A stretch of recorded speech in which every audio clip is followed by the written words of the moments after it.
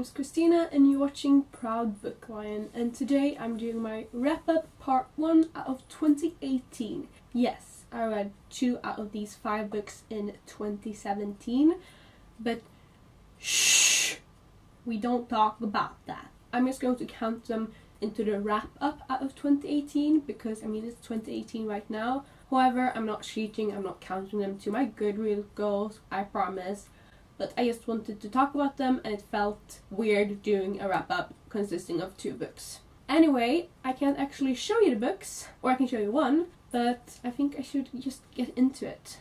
So, first off, I read American Street by Ibis Boy. I'm not sure if I pronounced that right. I'm pretty sure I'm not pronouncing that right, but it was about a girl that is Haitian and she comes to live with her cousins with her mother, but her mother actually gets stopped, and then it's about, well, crime and drugs and like fitting in and how the reality might look for somebody that might not be the classic reality we get shown usually in YA, and I thought it was very nice. Not really nice, I thought it was very informative, very moving, very touching, and I felt like it was a necessary read. And I felt like it really showed me things from another perspective, and I think it showed me a reality that I really needed to see, if that makes sense. I gave it 4 out of 5 stars and I would highly recommend.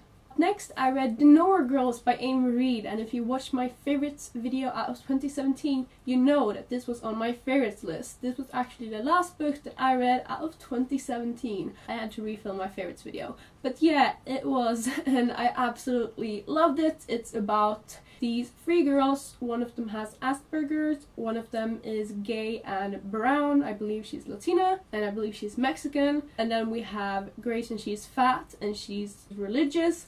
And these 3 kind of misfits make up their own group, an own movement called the Nowhere Girls, in order to fight how, especially the boys at their school, is talking about and how they actually rape other students and how they're talking about the rape that happened last year. So yeah, trigger warning for rape and sexual assault, but it was just so very amazing. So much feminism, so much intersectional feminism, and it brought up so many very current issues and struggles, and it just gives you so many new perspectives, and it gives you a really like wholesome picture and a wholesome experience, and I'm very, very thankful for the book, and I loved it, and I gave it 5 out of 5 stars, obviously. And I started out 2018 by finishing Difficult Women by Roxane Gay. It's like an adult anthology of like small stories, especially about women, but there's some men as well. And it's just like very brutal and raw and honest stories that range from sexual assault to eating disorders to talking about like grandparents and step-parents and every other kind of like relationship with yourself as well. And I was bored, I'm sorry. There were like 3 that really caught my attention. I was like slightly triggered by some of the like stories, and yeah, they would have needed a lot of trigger warnings. And it would have needed a better, like, it really went from like, here we had like a pedophile 47-year-old man. Here we have a mother that lost her son that is now dealing with it by being in an abusive relationship. It didn't really flow very nice, and I just personally don't like anthologies that much. However, some of them were really good, and I do think that I still like Roxane Gay's writing. I just didn't like this book. So I think I gave it 2 out of 5 stars or something like that.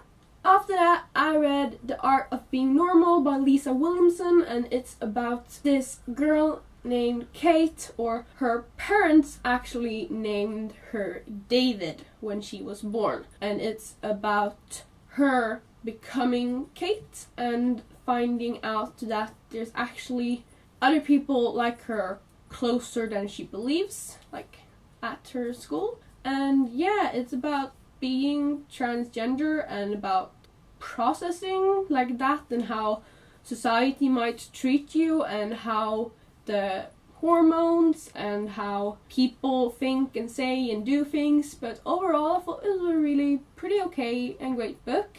I do know that some people have had issues with the rep, and I can't speak for the rep at all, which makes me feel really not the right person to talk about the representation at all. Like, overall, I thought it was an enjoyable book and I really enjoyed it, although I did have big issues with the fact that one of the main characters, Leo, do not use Kate when he finds out that Kate wants to be called Kate and not her birth name that is David, and that I was really upset with, and I just wanted Leo to immediately, when he found out that Kate is Kate, to change to female pronouns, because that is what Kate wants them to be, and that is what Kate wants them to be. Then Kate should have had them, especially considering who Leo is. So yeah, that just made me like uncomfortable reading. I'm not sure if I'm the only one, but I would have preferred that. But yeah, and big trigger warnings from like being outed as transgender and well, physical assault as well. So yeah, there's a lot of things that goes on, but I do feel like the experiences were pretty realistic and I did enjoy the book. It was a nice read and I flew through it. I think I gave it 4 out of 5 stars. And lastly, I have a book that I can actually show you because I did not have to return it to the library. And yes, all the 5 books that I've read have been from my school library. I'm doing so well on that challenge. I will probably fail all the wrap-ups after this one, but for now, I'm doing so very well on this, okay? That was my phone. But I also read one of the books that I wanted to read in 2018, so I'm like accomplished, trademarked right now. I read Simon vs. the Homo Sapiens Agenda by Becky Albertalli. Finally, I know, and yes, I can finally show it, and yes, it's from my library, you can see that. See, here's my school, if you're interested.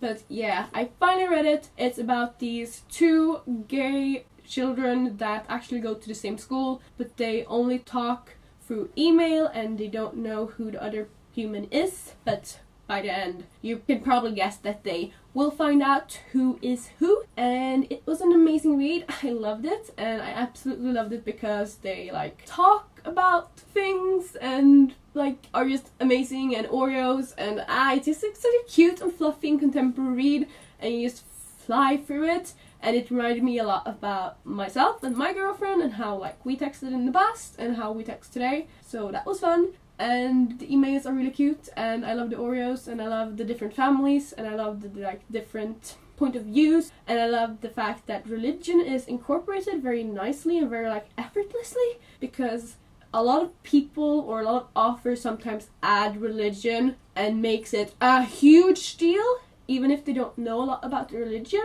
But I mean, I believe that Becky Albertalli is Jewish herself, and the Jewish aspects, especially with Blue, whose parents are both, I can't pronounce that, SB, yeah. His mother is Christian and his father is actually a Jew, and how those things like go together was very nicely written. I love the different like point of views, I love all of it, and I love the scenes, and I love the writing. You fly through it, it's really cute. However, please be aware of an outing, and please just read this book if you're interested. It's a really nice, cute, and just such an amazing book, and you will probably fly through it. I think I gave it 5 out of 5 stars because I really, really loved it. But yeah, I'm really happy that I read it. So those were the 5 books that I read so far in 2018. Have you read any of these? Please let me know down below. Or have you read another amazing book, or just a really bad book, or any book? Please let me know down below. I would love to chat with you. Thank you so much for watching. Your support means the world to me, and have a great day /night /whatever part is for you. Bye!